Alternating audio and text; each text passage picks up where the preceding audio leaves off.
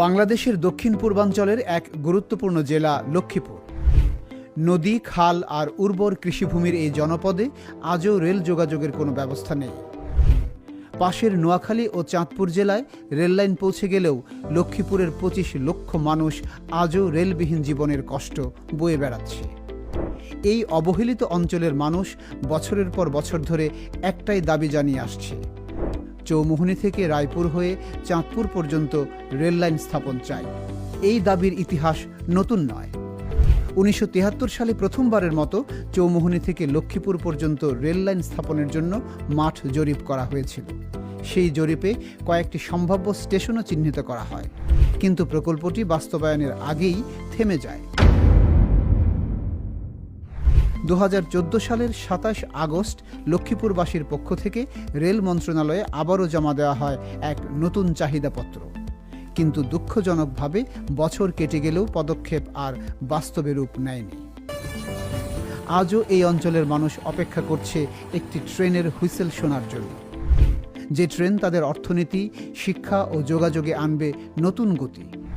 Rail line স্থাপন হলে কৃষিপণ্য পরিবহন সহজ ও স্বল্প ব্যয় হবে, কর্মসংস্থান ও বিনিয়োগ বাড়বে, শিক্ষা ও স্বাস্থ্যসেবায় আসবে নতুন সম্ভাবনা, আর লক্ষ্মীপুর যুক্ত হবে সরাসরি চট্টগ্রাম, ঢাকা ও চাঁদপুরের সঙ্গে।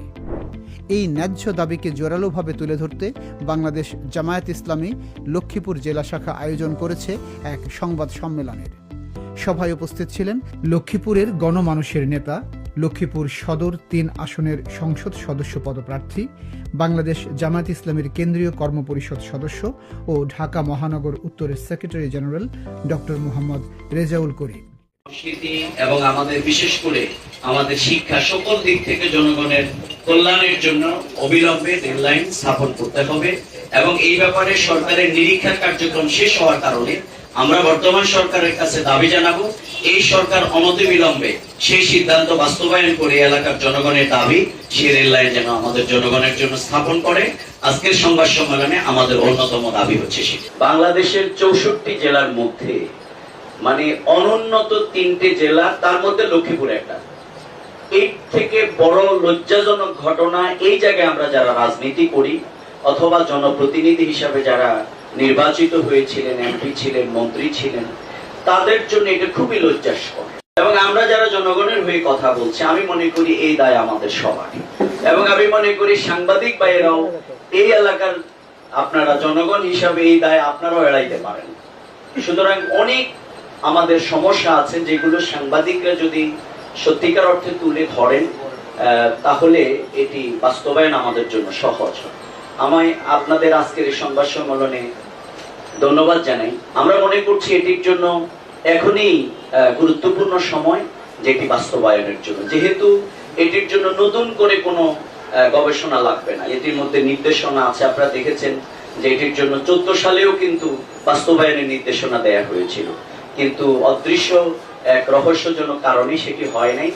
যেহেতু এখন অন্তর্বর্তীকালীন সরকার জনগণের জন্য তারা ভাবছেন, কাজ করছেন এবং শহীদের রক্ত দিয়ে গড়া এই সরকার, আমরা তাদের কাছে জোর দাবি আমাদের থাকবে এলাকার জনগণের পক্ষ থেকে।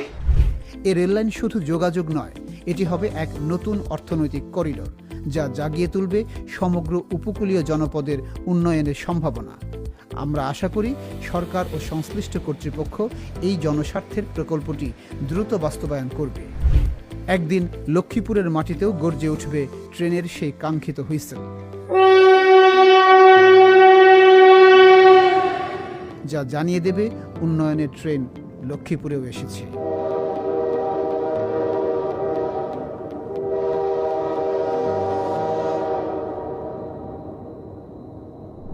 ইনসাফের বিজয় হবে, ন্যায়েরই বিজয় হবে, বিজয় হবেই হবে ইনশাআল্লাহ। দেখো রেজাউল ভাই নিয়ে এলো দাড়ি পাল্লা, দেখো বিজয়ের মার্কা এলো দাড়ি পাল্লা, দেখো জনতার মার্কা এলো দাড়ি পাল্লা।